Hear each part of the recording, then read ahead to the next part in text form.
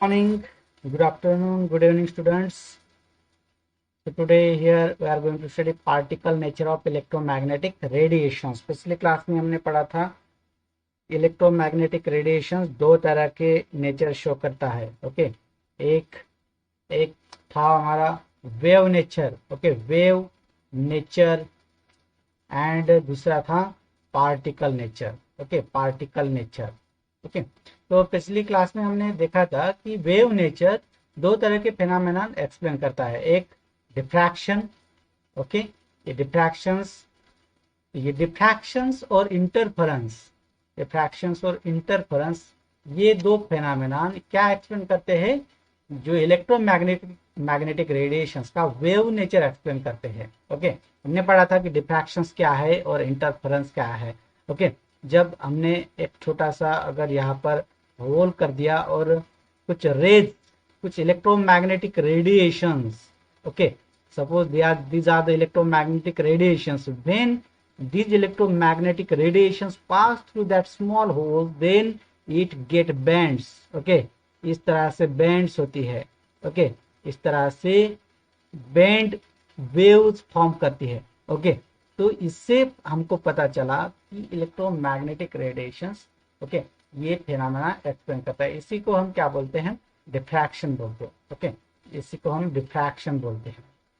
Okay, और वो अनादर जो फिनोमेनन है इंटरफेरेंस.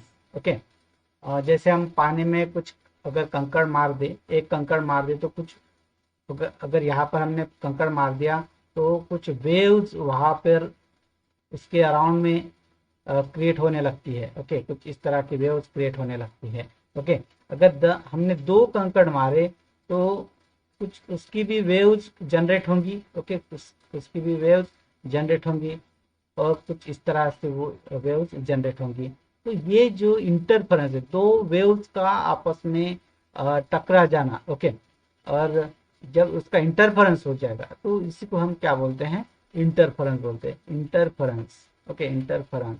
ये जो दो फेनोमेनन है wave nature of electromagnetic radiations explain कर सका. ओके, तो आज हमें देखना है particle nature of electromagnetic radiations. Okay, आज हमको देखना है particle nature of electromagnetic radiations. तो particle nature of electromagnetic radiations, इसी को हम क्या बोलते हैं?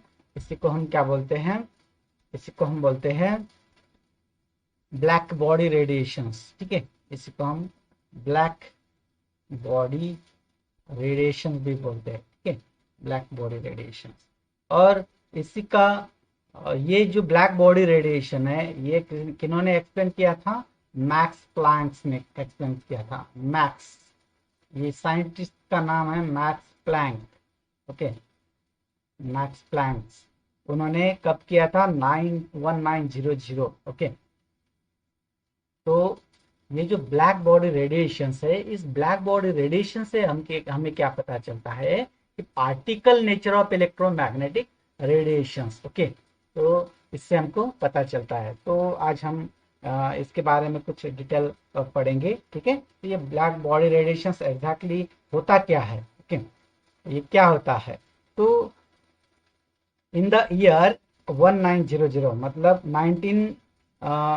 19वीं शताब्दी में जब मैक्स प्लैंक है. ओके, उन्होंने अपनी क्वांटम थ्योरी बताई थी. ओके, उन्होंने सबसे पहले अपनी क्वांटम थ्योरी बताई थी.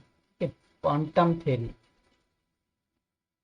So on the basis of the quantum theory, he able to explain the black body radiation. Okay, वो ब्लैक बॉडी रेडिएशन एक्सप्लेन करने में सफल रहे. ओके, तो ये प्लैंक क्वांटम थ्योरी या क्वांटम थ्योरी क्या कहती है?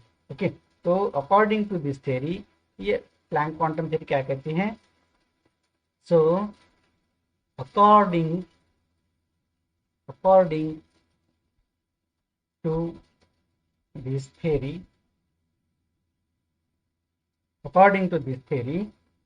the energy of electromagnetic radiations, okay, the energy of electromagnetic radiation, ठीक है, electromagnetic radiation depend upon the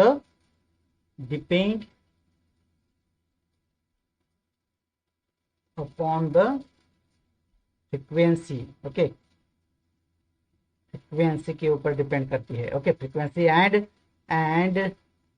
not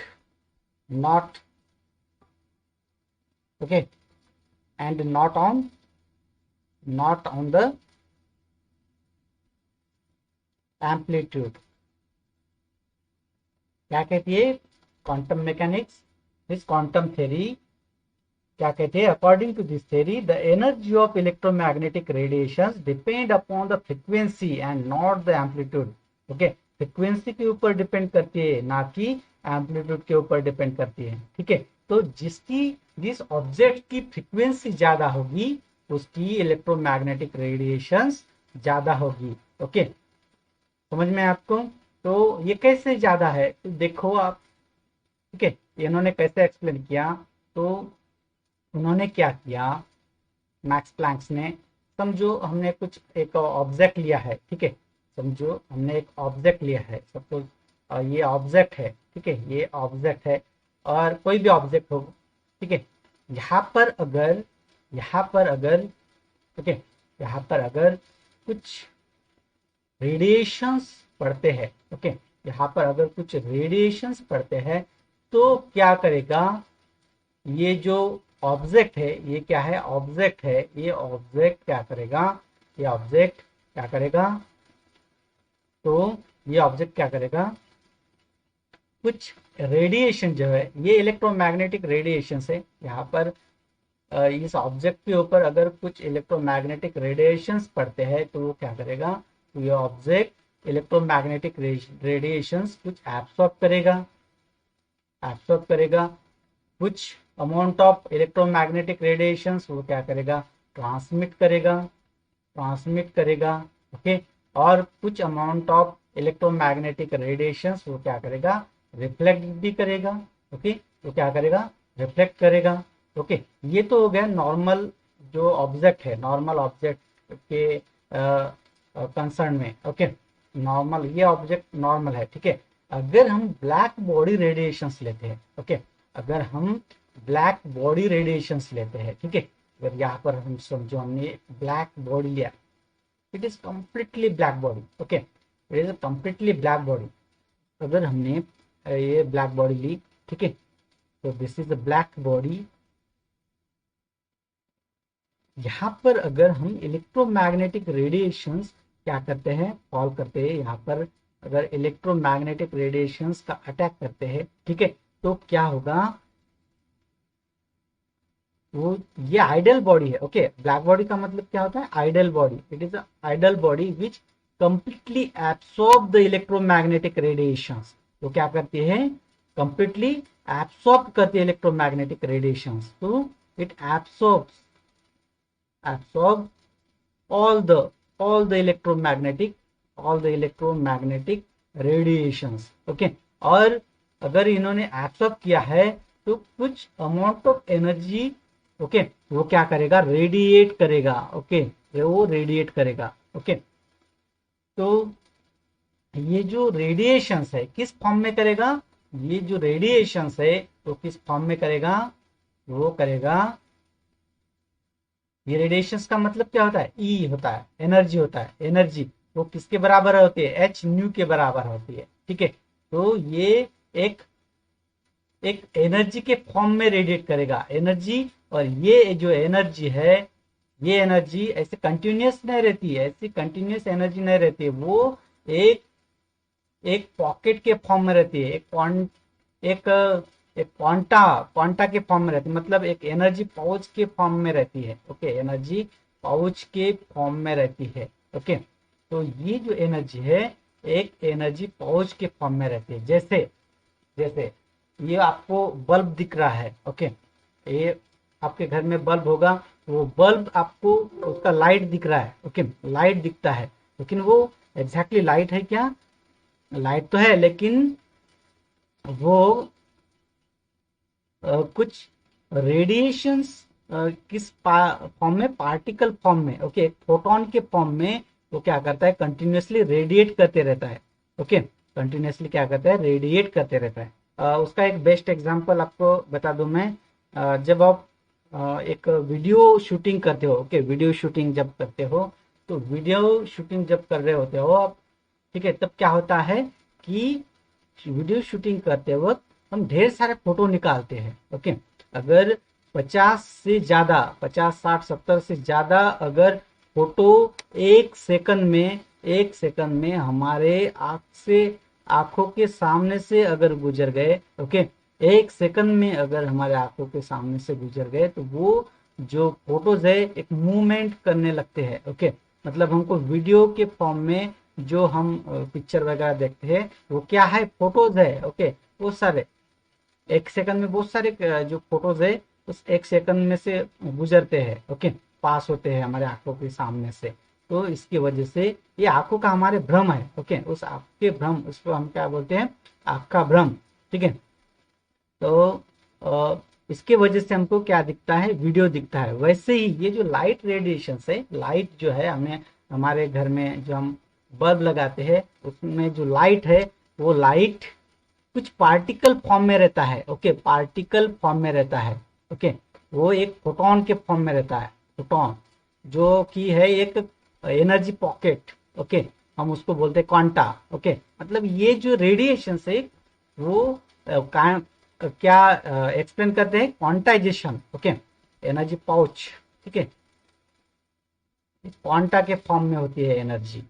तो ऐसे इस तरह से वो क्या होती है, ट्रैवल होते रहती है ये एनर्जी, ये पार्टिकल फॉर्म एनर्जी, मतलब यहाँ पर एक ही है क्या, नहीं, बहुत सारे एक पार्टिकल्स के फॉर्म में वो गुजरती है, ओके। तो यहाँ तक आपको समझ में आएगा कि जो ब्लैक बॉडी रेडिएशन है वो कंप्लीटली इलेक्ट्रोमैग्नेटिक रेडिएशन एब्सॉर्ब करती है, ओके, वो कंप्लीटली इलेक्ट्रोमैग्नेटिक रेडिएशन एब्सॉर्ब करती है, और वो कुछ एनर्जी के फॉर्म में, कितनी एनर्जी, एन एच न्यू के, एन एच न्यू इस फॉर्म में एनर्जी रेडिएट करती है, ओके, वो क्या करती है, एनर्जी रेडिएट करती है, इसलिए हम उसको क्या बोलते हैं, ब्लैक बॉडी रेडिएशन, इसी को हम क्या बोलते हैं, ब्लैक बॉडी रेडिएशन बोलते हैं। और ये जो फेनामेनन है हमको किसने बताया था, ये जो फेनामेनन है किसने बताया था, मैक्स प्लैंक्स ने बताया था, ओके, मैक्स प्लैंक्स ने बताया था।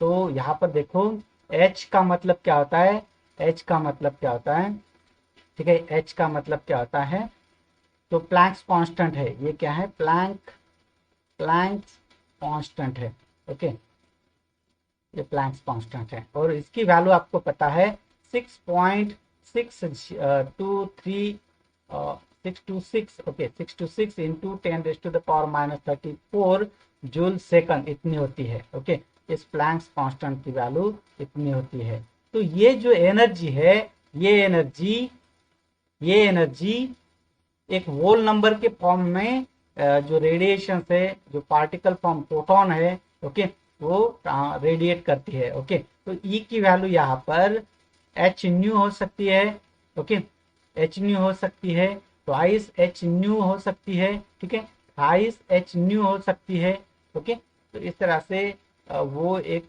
इस फॉर्म में एनर्जी वो क्या करता है, ब्लैक बॉडी रेडिएट करता है, तो इसलिए हम उसको क्या बोलते हैं, ब्लैक बॉडी रेडिएशन बोलते हैं।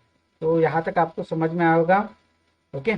तो इसके बेस पर जो बहुत बड़े साइंटिस्ट है अल्बर्ट आइंस्टाइन, तो उन्होंने अपना फोटो इलेक्ट्रिक इफेक्ट दिया था, ओके, फोटो इलेक्ट्रिक इफेक्ट दिया था।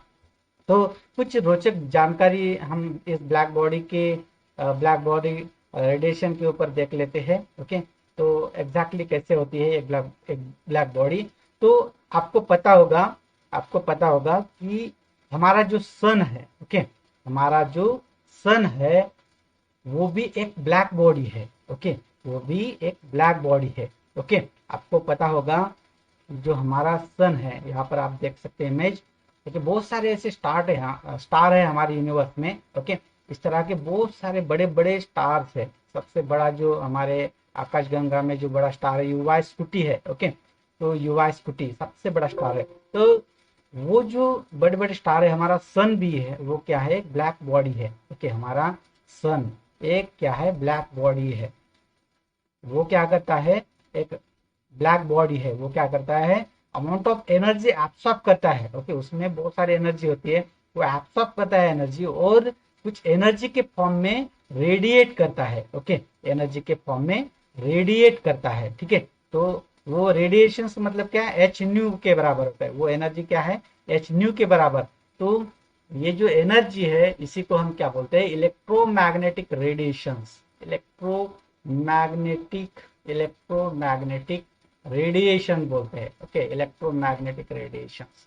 ओके, तो ये जो इलेक्ट्रोमैग्नेटिक रेडिएशंस है, जब हम ये इलेक्ट्रोमैग्नेटिक रेडिएशंस अगर हम इस प्रिज्म से अगर ट्रांसफर करेंगे, ये जो इलेक्ट्रोमैग्नेटिक रेडिएशंस है, एक इलेक्ट्रोमैग्नेटिक रेडिएशंस, ये अगर प्रिज्म से ट्रांसफर करेंगे तो हमको एक बैंड दिखाई देता है 7 कलर का। ठीक है, विबग्योर हम बोलते हैं इसको, विबग्योर। ओके, विबग्योर मतलब क्या, violet, indigo, blue, green, yellow, orange और रेड। ओके, तो यहाँ पर लो फ्रीक्वेंसी का हमको बैंड मिलता है, low frequency. Okay, low frequency band मिलता है, और यहाँ पर हाई फ्रीक्वेंसी का बैंड हमको मिलता है, हाई फ्रीक्वेंसी बैंड हमको मिलता है। ठीक है, तो ये आपको समझ में आएगा कि जो फ्रीक्वेंसी है, रेड कलर की फ्रीक्वेंसी सबसे कम है, लेकिन इसकी इंटेंसिटी ज्यादा है। ओके, समझ में आपको, तो यहाँ पर हाई फ्रीक्वेंसी है, ब्लू कलर की फ्रीक्वेंसी हाई होती है, इसलिए हमको जो हमारा जो स्काई है वो कैसे दिखता है, ब्लू कलर का दिखता है, वो हमारा वाटर है ब्लू कलर का दिखता है। ओके, जितनी ज्यादा फ्रीक्वेंसी उसका ज्यादा उसका रेडिएशन होगा। ओके, मतलब उसकी ज्यादा एनर्जी होगी। तो इस तरह से हम आइडेंटिफाई कर सकते हैं कि वहां पर इलेक्ट्रोमैग्नेटिक रेडिएशन है। सन से हमारे तरफ जो रेडिएशन आते हैं वो अल्ट्रावायलेट रेडिएशन है। ओके, तो हमको येलो कलर की जो रेडिएशन है हमको दिखाई पड़ती है। ओके, येलो कलर की जो रेडिएशन है उसकी फ्रिक्वेंसी है, हम देख सकते हैं। ओके, समझ में आपको, बाकी के जो कलर से उसकी फ्रीक्वेंसी हम देख नहीं सकते, क्योंकि येलो कलर की फ्रीक्वेंसी ज्यादा होती है रेड कलर की फ्रीक्वेंसी से। ठीक है, तो उसकी particular minimum amount of energy होती है, उस एनर्जी, उस जितनी एनर्जी वो एब्सॉर्ब कर लेती है बॉडी। ओके, तो वो हमको दिखाई पड़ती है। ठीक है, तो उसको हम थ्रेशोल्ड फ्रीक्वेंसी भी बोलते हैं। ठीक है, तो येलो कलर का जो लाइट है हम देख पाते हैं। ओके, बाकी के लाइट्स हम देख नहीं पाते, लेकिन फिजन से अगर इलेक्ट्रोमैग्नेटिक रेडिएशन पास किया जाए तो हमको 7 कलर के लाइट हमको दिखाई पड़ते हैं। ठीक है, तो जितना ज्यादा, ये किस पर डिपेंड करेगी, टेम्परेचर के ऊपर। ओके, इंटेंसिटी, इंटेंसिटी जो है, इंटेंसिटी। ओके, तो यहाँ पर एक पॉइंट आपको समझ में आना चाहिए, ध्यान में रखना है कि जो इंटेंसिटी है, intensity, okay, intensity is directly proportional to the temperature. Temperature जैसे हम टेम्परेचर बढ़ा देंगे, जैसे हम टेम्परेचर बढ़ा देंगे उसकी इंटेंसिटी भी क्या हो जाएगी, बढ़ जाएगी। ठीक है, तो यहाँ पे देख सकते हो आप, अगर टेम्परेचर ज्यादा है, ओके, हमारे सन का टेम्परेचर कितना होता है, नियर अबाउट 5000 डिग्री सेल्सियस होता है। ओके, अप्रोक्सीमेट है 5000 डिग्री सेल्सियस इतना होता है। ओके, सरफेस का। ओके, ये सरफेस का टेम्परेचर, तो ये हमको कैसा दिखता है, येलो कलर का दिखता है। ओके, जैसे हम टेम्परेचर बढ़ाते हैं, ओके, रेड कलर का हो जाता है। ओके, रेड कलर का हो जाता है। जैसे हम लोहार के पास अगर गए तो आयरन का अगर हमने पुलाड़ वगैरह कुछ मटेरियल ऑब्जेक्ट दिया उसको, ओके, तो अगर वो गर्म करता है तो वो कैसा हो जाता है, रेड कलर का हो जाता है। ओके, रेड कलर का हो जाता है, मतलब उसकी इंटेंसिटी ज्यादा है। ओके, लेकिन उसकी फ्रीक्वेंसी कम है। ठीक है, तो बाद में अगर उसको और हिट करेंगे हम उसको, तो क्या कैसे दिखेगा, वो ब्लू कलर का दिखने लगेगा। ओके, तो आपको जो स्टार दिखते हैं हमारे यूनिवर्स में, कुछ येलो कलर के दिखाई देंगे, कुछ रेड कलर के दिखाई देंगे, कुछ ब्लू कलर के दिखाई देंगे, कुछ व्हाइट कलर के भी दिखाई देंगे। तो इस तरह से जैसे जैसे टेम्परेचर बढ़ता है तब वैसे वैसे क्या होती है, उसकी इंटेंसिटी भी बढ़ जाती है। ठीक है, तो इस तरह से ये जो ब्लैक बॉडी रेडिएशन है, ओके, तो मैक्स प्लैंक ने हमको क्या बताया कि जो ब्लैक बॉडी रेडिएशन है वो क्या करती है, एक परफेक्ट बॉडी होती है, आइडियल बॉडी होती है, जो कि जितनी भी रेडिएशन उसके ऊपर पड़ती है वो क्या करता है, एब्सॉर्ब करता है, और वो कुछ अमाउंट ऑफ इलेक्ट्रोमैग्नेटिक रेडिएशंस अलग अलग फॉर्म में, अलग अलग फ्रिक्वेंसी में वो क्या करता है, रेडिएट करता है। इसलिए हमको अलग अलग तरह की फ्रिक्वेंसी की, वेवलेंथ की हमको इलेक्ट्रोमैग्नेटिक रेडिएशन दिखाई पड़ते हैं, जैसे gamma rays, X rays, okay, ultraviolet rays, okay, radio waves, infrared rays, okay, microwave, इस तरह की वेव्स हम देख पाते हैं। ओके, इस तरह की इलेक्ट्रोमैग्नेटिक रेडिएशन हमको मिलती है। तो आई होप ये टॉपिक आपको समझ में आया होगा। ओके, अगले क्लास में हम अगले वीडियो में हम देखेंगे फोटो इलेक्ट्रिक इफेक्ट, ओके, जो कि अल्बर्ट आइंस्टाइन ने बताया था। ओके, तो तब तक के लिए थैंक यू। ओके, और subscribe my channel. Okay, thank you.